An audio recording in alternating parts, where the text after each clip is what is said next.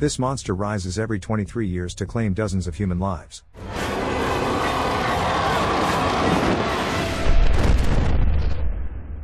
One night, a terrified young man clutching a machete runs for his life from a mysterious pursuer. The attacker hurls a shuriken at him but misses. Desperate, the young man bolts onto a road and waves frantically for help. Just as he reaches a passing car, a monstrous creature swoops down and snatches him, vanishing into the sky. Kenny Brandon, the driver of the car, steps out in shock, only to witness a machete fall from the sky, followed by the severed arm of the creature itself. The horrifying entity is the Creeper, a being that awakens every 23 years to feed on humans for 23 days, turning small-town lives into living nightmares. The story leaps 23 years forward. The time for the Creeper's next ruthless feast has arrived. Police officers stumble upon the Creeper's truck, packed with victims' bodies and human bones. As an officer peers inside the truck, a hidden metal grate suddenly drops from the roof, skewering his arm. Sergeant Davis Tubbs orders the truck to be towed to a parking lot, but as they prepare to move it, the truck's doors mysteriously slam shut on their own. Soon after, Sheriff Dan Tashtego arrives with reinforcements. Sergeant Tubbs informs him that the Creeper has already claimed the lives of 3 officers, a prisoner in custody, and a young man named Derry Jenner. At that moment, the Creeper's truck releases a massive spear from its exhaust pipe, heightening the terror and the stakes of the hunt.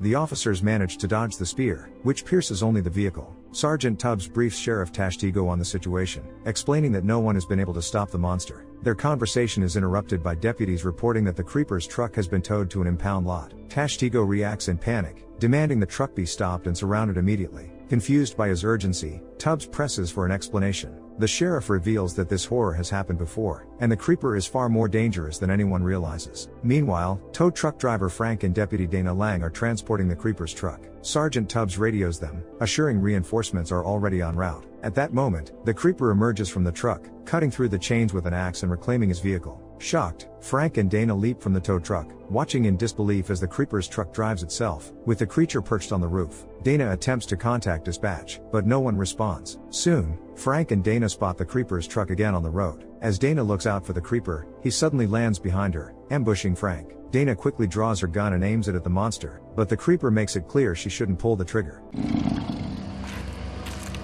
Stunned, Dana freezes, unable to shoot the monster, even as it grabs Frank and drags him into the Creeper's truck. After regaining her composure, Dana attempts to chase after the creature, but she's too late. Meanwhile, Sergeant Tubbs and Sheriff Tashtego are focused on tracking down the Creeper's truck. Tashtego tells Tubbs that the monster can sense fear, using it to choose his victims. The Creeper never stays in one place for more than a day, and now they must head north, following the crows that always fly behind him. The sheriff also admits that he faced the Creeper 23 years ago. The next day, a crow lands at the doorstep of a woman named Galen Brandon and caws loudly. Galen steps outside, and suddenly, she has a vision of her son, Kenny, who didn't survive his encounter with the Creeper 23 years ago. Kenny's ghost warns his mother that the Creeper is returning because he left a part of himself on Earth. He had buried the monster's hand somewhere on the property, and now the Creeper will do anything to reclaim it. Kenny urges his mother to leave the house immediately and to think of her granddaughter Addison, as they are now in grave danger.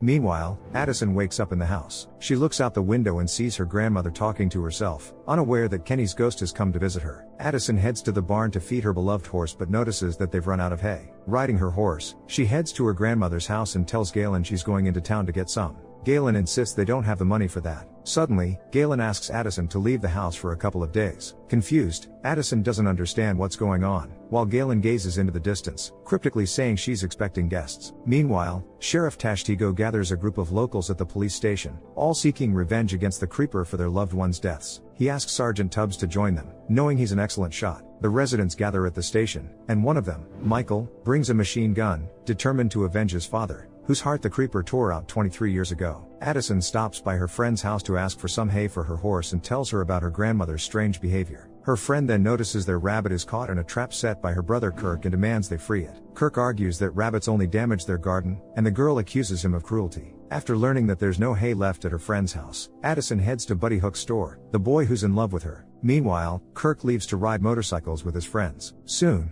Kirk and 3 of his friends discover the Creeper's truck hidden among the trees. They suspect it belongs to the monster but dismiss it as a hoax. The boys curiously examine the truck, and one of them urinates on it. Suddenly, they hear the cawing of crows overhead. Instead of leaving, they decide to vandalize the truck. One of the boys throws a rock at it, but the truck seems to defend itself, sending the rock ricocheting back. Suddenly, the truck's rear doors fly open, and the boys are horrified to find real human bodies inside. As Kirk peers further in, a metal grate nearly impales him. Finally realizing it's time to leave, the truck releases its rope spear, piercing Kirk's leg. His friends rush to help, but their efforts to pull it out are in vain. Then, out of nowhere, the creeper's truck reappears and starts pulling the spear back into its exhaust pipe. Panicked, one of the boys abandons his friend and runs to his motorcycle, while the other two continue trying to assist Kirk. Soon, another victim of the monster falls in front of the group, and the creeper himself lands on top of the truck, sending them into a state of terror.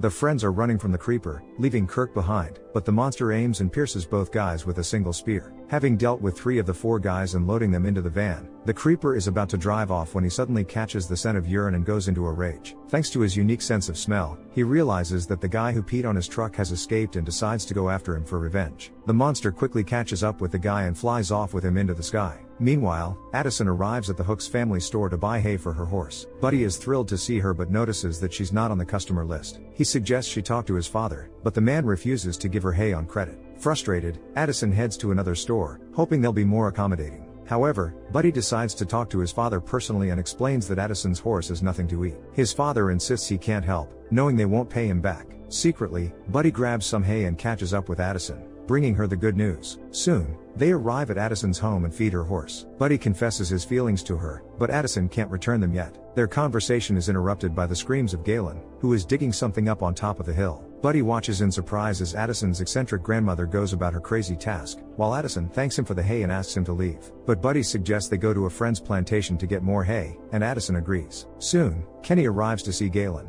He asks her what she's doing, and she says she's trying to find the reason the creeper took his life. Kenny demands she stop, but Galen doesn't give up and finally uncovers the very hand the monster wants. She places the severed hand on the table, and when she tries to touch it, the hand begins to move. Startled, she pulls back, but then decides to take hold of the creeper's hand. The creeper's hand grips Galen's fingers and lifts her off the ground, sending her into a strange, trance-like state. Meanwhile, Buddy and Addison arrive at the plantation. They're shocked to see horses running freely through the woods, and then notice that the plantation owner, Mr. Bernardi, and his men are hiding under cars and tanks. Buddy approaches Bernardi and asks what's going on. The frightened man urges them to call the sheriff and advises them to leave. Buddy returns to the car and calls the owner to find out who they're hiding from. Bernardi tells him he saw the terrifying creature grab one of his men and asks Buddy to carefully sneak into the barn and grab some weapons. At that moment, a barely alive man crawls up to Buddy's window.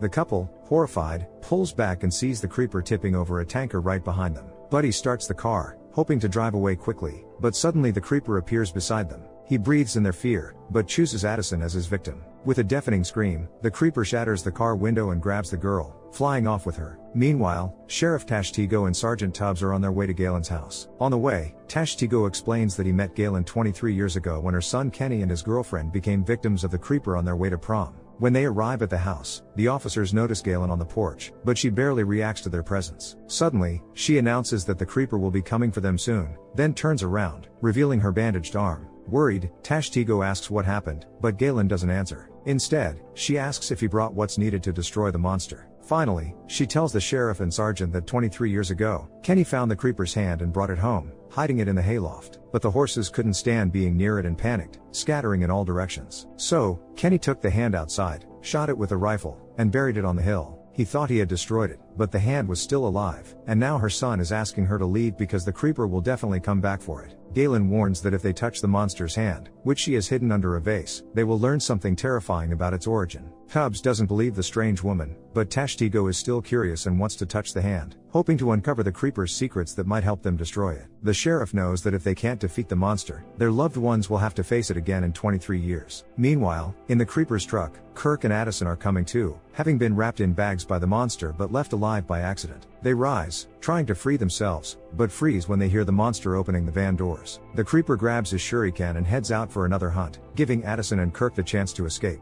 They notice various knives on the walls of the van and try to reach them to cut the ropes before the creeper returns. Only after removing the bags from their heads do Addison and Kirk recognize each other and celebrate the reunion. Addison doesn't understand why the monster left them alive, but Kirk guesses that the creeper was just in a hurry. As they try to escape, Addison rushes to the van door, but Kirk stops her, warning that only the creeper can open it. Kirk suggests they try to get out through the cab. Addison spots a chain there and decides to pull it, but this triggers a deafening horn. Kirk then checks the door handle, crawling closer, when suddenly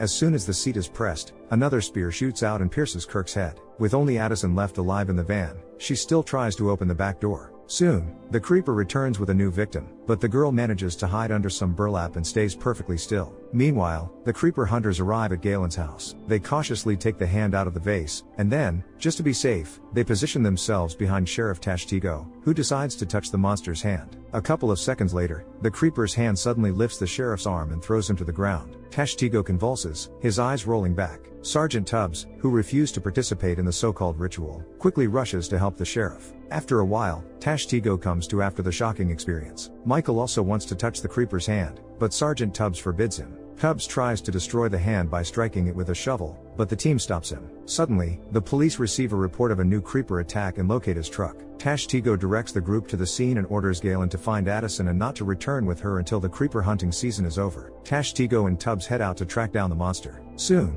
they catch up with his truck on the highway, and the sheriff orders the sergeant to shoot the tires. The bullet hits the target, but it ricochets. The sergeant is confused and continues shooting, but all the bullets come back toward the police officers. Suddenly, a bomb falls out of the truck onto the road. The police manage to dodge it, but it starts following them, and Tubbs shoots at it.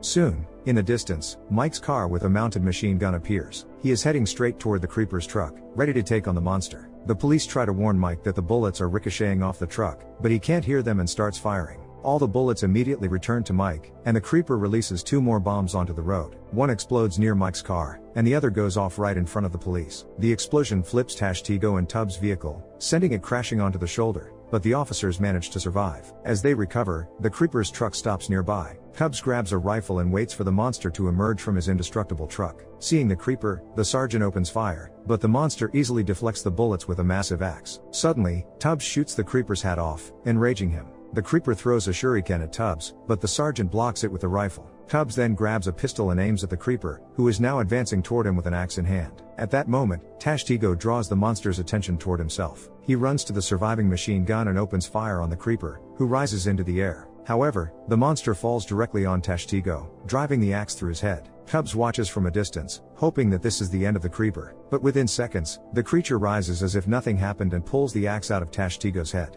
The sergeant realizes he is powerless against the immortal monster and simply runs away. That night, Galen prepares to face the creeper and waits for him in the barn. Soon, Kenny returns to her and says she won't be able to defeat the monster. He also informs her that the creeper has kidnapped Addison, just as Buddy drives up to the barn. He deeply regrets not being able to help the girl and is now determined to save her at any cost. Meanwhile, the creeper peers into the truck, sensing fear, and discovers that Addison is still alive. Enraged, the monster lunges at her, but she manages to trick him into his own trap. Addison crawls toward the driver's cabin, and as the creeper's head comes level with the seat, she pulls the handle.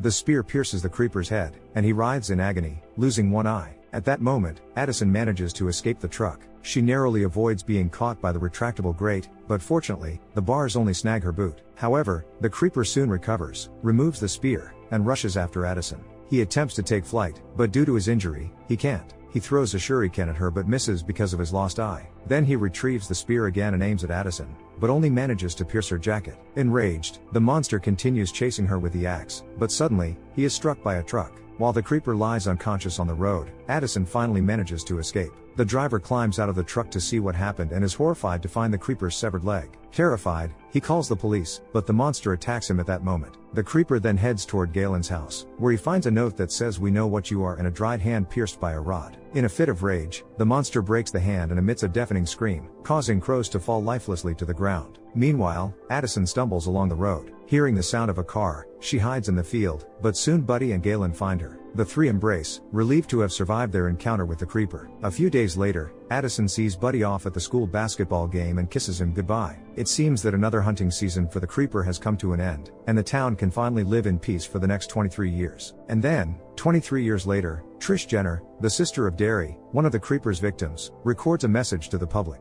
She urges people to arm themselves and fight the monster to prevent history from repeating itself, as she is determined to take revenge on the creeper for her brother. How would you take on the monster if you were in the hero's shoes? Drop your thoughts in the comments, give a thumbs up, and don't forget to subscribe to the channel. See you in the next video.